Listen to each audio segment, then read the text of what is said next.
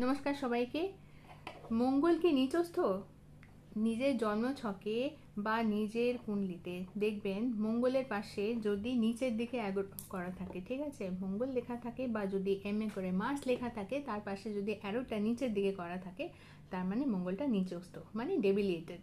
ঠিক আছে, এটার সহজ কোনো উপায় বা কী করে বুঝবো, বা যাদের কাছে ছক নেই তারা কি করে বুঝবে যে মঙ্গল নিচস্থ কিনা?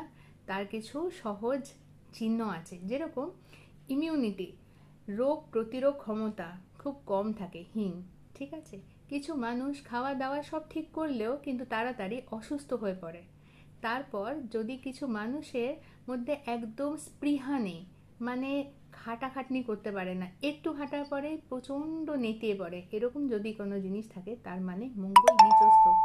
এই নিচস্থ মঙ্গলের জন্য কি করা যেতে পারে? দুটো ক্রিস্টালের ব্রেসলেট আপনাদের সাজেস্ট করছি। প্রথমটা হলো কার্নেলিয়ান, এটা পড়তে পারেন, অথবা পড়তে পারেন টাইগার আই। টাইগার আইয়ের অনেক রকমের বেনিফিটস আছে। কার্নেলিয়ান পলা পরে, পলা সাবস্টিটিউট হিসেবেও ব্যবহার হয়, কিন্তু টাইগার আইয়ের আরও অনেক ধরনের বেনিফিট আছে। এটা শুধু মঙ্গলটাকে ঠিক করে না, এটা কাজের জন্য একটা স্পৃহা দেয়, একটা হঠাৎ করে এনার্জি দেয়, অনেক রোগ প্রতিরোধ ক্ষমতা আছে।